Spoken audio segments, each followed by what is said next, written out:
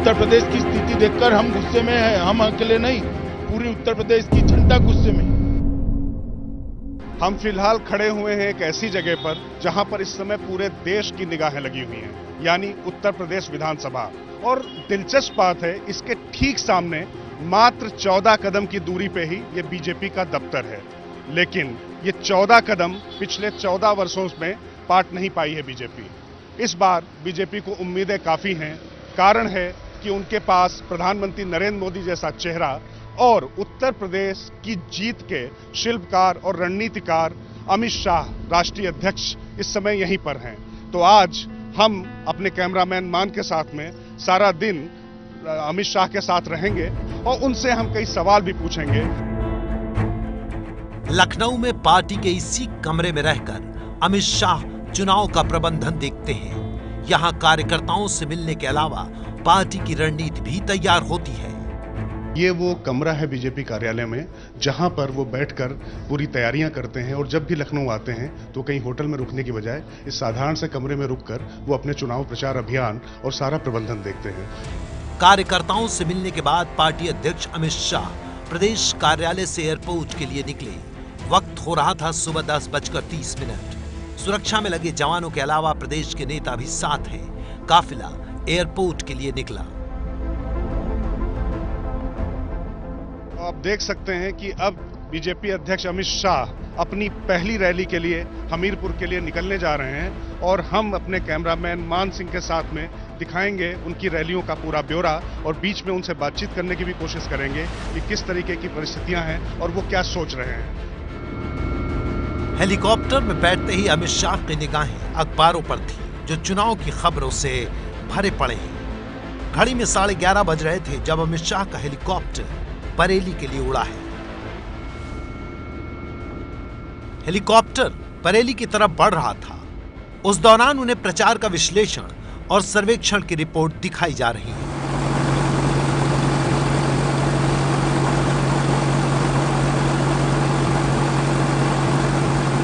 अमित शाह का हेलीकॉप्टर अब फरीदपुर पहुंच चुका है। आसमान से देखिए भीड़ किस तरह अमित शाह का अभिवादन कर रही है।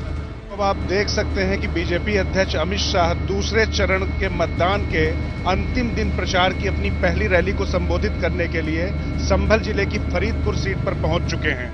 दोपहर के 1 बज चुके हैं। हेलीकॉप्टर उतरता है, जिंदाबाद के नारे लगने लगते हैं। संभल पहुंचने के बाद अमित शाह किस तरीके से लोगों का गर्मजोशी से अभिवादन कर रहे हैं और उनका भी यहां पर पूरी गर्मजोशी से इस्तकबाल हो रहा है।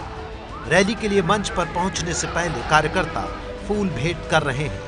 बरेली की जनता के बीच अमित शाह मंच पर पहुंचे और समाजवादी कांग्रेस गठबंधन पर जमकर हमला बोला।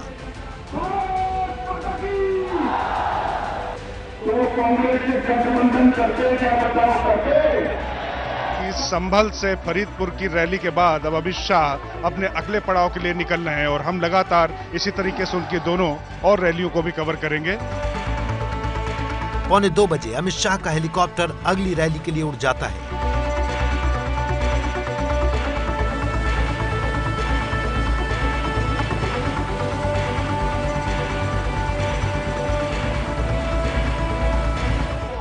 संभल के चंदौसी में भी भीड़ अमित शाह का इंतजार कर रही थी। छतों पर, दीवारों पर लोग खड़े थे। भारी तादाद में महिलाएं भी हेलीकॉप्टर से आ रहे अमित शाह का इंतजार कर रही थी। तो बीजेपी अध्यक्ष अमित शाह आज की अपनी दूसरी रैली चंदौसी में पहुंच चुके हैं और ये बीजेपी की बहुत पुरानी कार्यकर्ता गुलाब देवी उनके समर्थन के लिए आए हैं।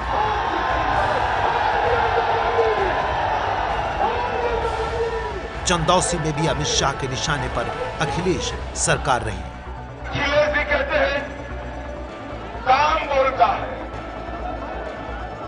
भैया मैंने तो कितने सारे काम पूछे, आप जब भी ना बोलते हो तो अखिलेश ने क्या किया बाद में, बताओ क्या किया। मस्जिद के पास टूटी दीवारों पर भी महिलाएं और बच्चे भी अमित शाह का भाषण सुनते दिखाई दिए।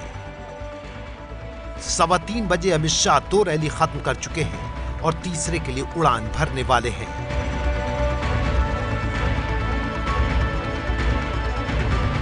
दिन की आखिरी रैली सहारनपुर में है, लेकिन इससे पहले अमित शाह मोबाइल पर खुद को अपडेट भी कर रहे हैं। इसी सफर के दौरान एबीपी न्यूज संवाददाता राजकिशोर ने बीजेपी अध्यक्ष अमित शाह से चुनाव को लेकर बात की। मेरा पहला प्रश्न है कि आप लगातार रैली में जो कह रहे हैं कि 50 सीटें आपकी आने वाली हैं, इस विश्वास का आधार क्या है आपका? आपने ही रैली में जो भीड़ उमड़ कर आ रही है वो देखी होगी। एक एक विधानसभा की रैली में 25 से 30 हजार लोग अगर एक रैली में आ जाते हैं तो चुनाव ही नहीं बचता है। नीचे जमीन पर 5 साल जिस तरह से समाजवादी सरकार चली, उत्तर प्रदेश की जनता ना सपा के साथ जा सकती है ना बसपा के साथ जा सकती है। इस बार उत्तर प्रदेश की जनता ने तय किया है कि भारतीय जनता पार्टी की पूर्ण बहुमत की सरकार बने। लगातार आप यांत्रिक कत्लखानों को बंद करने की बात कर रहे हैं, तो कहीं ना कहीं इसको दिल्ली में या दूसरे जो दल हैं वो इसको कहीं ना कहीं सांप्रदायिकता से भी जोड़ते हैं। आपको लगता है कि क्या ये आरोप और चस्पा होगा अब आपके ऊपर? जो लोग इस हमारी घोषणा पत्र की एक घोषणा है कि भारतीय जनता पार्टी की सरकार बनती है तो सारे यांत्रिक कत्लखाने, बूचड़खाने बंद कर दिया जाए। ये घोषणा को जो लोग धर्म के साथ जोड़कर देखते हैं, मैं मानता हूं उनका नजरिया ठीक नहीं। किसान जब तकलीफ में होता है, चाहे बाढ़ आती है चाहे अकाल आता है, तो पशुधन ही तो होता है जो किसान की 6 महीने तक रोजी रोटी की चिंता कराता है। दूध देने वाले सारे पशु, खेती के काम में आने वाले सारे पशु अगर बूचड़खानों पे चले जाएंगे, कोई उठाकर ले जाएगा, उसको काट देगा, तो किसान कैसे किसानी करेगा, कैसे खेती करेगा? और इसीलिए हमने तय किया है कि पूरे उत्तर प्रदेश में जो गंगा जमुना का बेल्ट है, हरी भरी भूमि है, यहाँ सबसे ज्यादा श्वेत क्रांति की पॉसिबिलिटी पड़ी, संभावना पड़ी है। तो पूरे उत्तर प्रदेश से अंदर घी और दूध की नदियां बहने की जगह आज पशु ही नहीं। ये स्थिति ठीक नहीं है, इसको बदलने का हमारा निर्धार है। नहीं अमित भाई, मैं ये सवाल इसलिए भी पूछ रहा हूं कि बीच में गोरक्षा के नाम पे कुछ ऐसी परिस्थितियां भी पैदा हुई थी कि बीजेपी को और स्वयं प्रधानमंत्री को भी उसमें हस्तक्षेप करना पड़ा था। कहीं ऐसा तो नहीं है कि इस तरीके की बातों से उस तरीके के सेंटिमेंट्स को फिर बढ़ावा मिले? नहीं, इसमें सेंटिमेंट का सवाल नहीं है। इसमें ऑर्गेनाइज तरीके से यांत्रिक कत्लखाने चल रहे हैं, उसको हम बंद करने की बात करें। यांत्रिक कत्लखाने ही बंद हो जाएंगे तो कटते हुए पशुओं की संख्या कम हो जाएगी। लगातार एक बात और आती है अमित जी कि उत्तर प्रदेश में चेहरा ना देकर बीजेपी ने एक भूल की है, या क्योंकि बिहार का भी लोग उदाहरण देते हैं और असम में आपने चेहरा दिया तो उसमें आपको नतीजे मिले, तो आपको लगता है कि क्या चेहरा ना होने का कोई खामियाजा बीजेपी को उठाना पड़ सकता है? देखिए, भारतीय जनता पार्टी का कोई भी चेहरा होगा उत्तर प्रदेश के नेताओं में से, ये सपा बसपा के जो चेहरे सरफेस पर है उससे अच्छा होगा। इसलिए उत्तर प्रदेश की जनता को आश्वस्त है कि जो भी आएगा इनसे तो अच्छा ही आएगा। अमित जी, हम लगातार अभी रैलियों में देख रहे थे आप जिस तरीके से अखिलेश यादव और राहुल गांधी पर तंज भी कस रहे थे और प्रहार भी कर रहे थे, लेकिन क्या कहीं ना कहीं एक चिंता है बीजेपी को कि ये जो सपा और कांग्रेस साथ में आए हैं तो उससे चुनौती थोड़ा बड़ी और कड़ी हो गई है? बड़ी नहीं हुई है, एक गठबंधन ने ही तय कर दिया है कि उनको जीतने का विश्वास नहीं।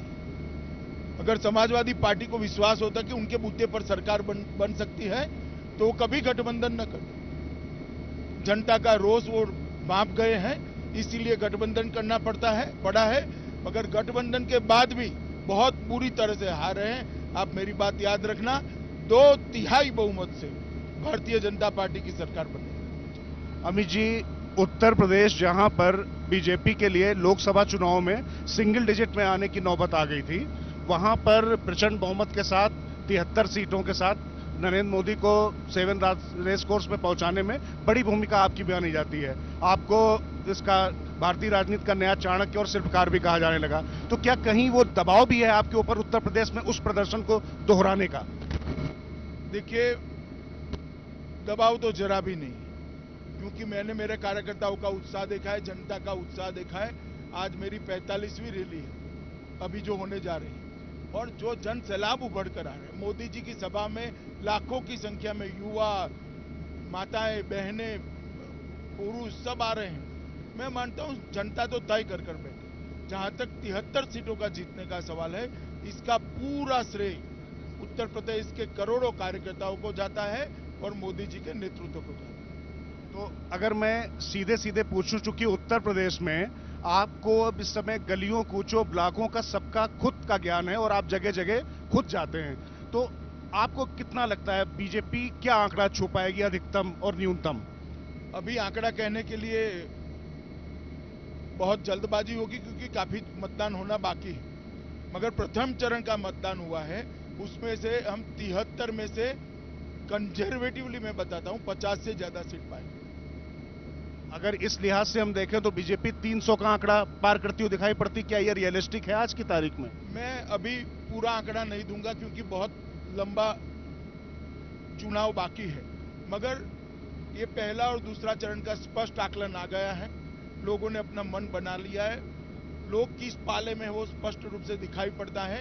दोनों चरण मिलकर हम 90 का आंकड़ा क्रॉस कर लेंगे। अमित जी, एक सवाल ये है कि आखिरकार क्या कारण है कि यहाँ 5 साल से अखिलेश की सरकार थी, इससे पहले 5 साल फिर मायावती की सरकार थी, इससे पहले फिर सपा की सरकार थी, लेकिन मुद्दा जो है वो बीजेपी के इर्द गिर्द घूम रहा है, कभी नोटबंदी पर आता है, कभी सांप्रदायिकता पर आता है, तो आपको नहीं लगता है कि डिस्कोर्स उस तरीके से बीजेपी बनाने में सफल नहीं रही है? देखिए, नोटबंदी का मुद्दा मैं कहना चाहता हूं विपक्ष के मित्रों को कि वो नोटबंदी के मुद्दे पर चुनाव लड़े। यूपी की जनता उनको नोटबंदी के मुद्दे पर भी बताने के लिए तैयार है कि वो भारतीय जनता पार्टी और प्रधानमंत्री के साथ है। और जहां तक सांप्रदायिकता का सवाल है, प्रदेश की सुरक्षा की बात करना, महिलाओं की सुरक्षा की बात करना, पशुधन को संभालना, उसकी सुरक्षा करना, इसको अगर कोई सांप्रदायिकता कहता है तो मुझे कोई दिक्कत नहीं। क्योंकि एक बात बार बार आ रही है कि वो जो एंटी रोमियो दल गठित करने की जो बात बीजेपी के संकल्प पत्र में भी है, तो उसको भी कहीं ना कहीं जो है सांप्रदायिकता से भी जोड़ा जा रहा है, तो इस पर क्या कहेंगे आप? नहीं, एंटी रोमियो दल सभी महिलाओं की सुरक्षा करेगा, सभी विद्यार्थियों की, सभी बच्चियों की सुरक्षा करेगा, इसमें सांप्रदायिकता कहाँ आ रही? क्योंकि पहले लव जिहाद जैसे मुद्दे भी तारी रहे हैं उत्तर प्रदेश में, इससे उसको भी जोड़ा जा रहा है कि बीजेपी का एक अगला कदम हो सकता है। जिसको जोड़ना है वो जोड़े।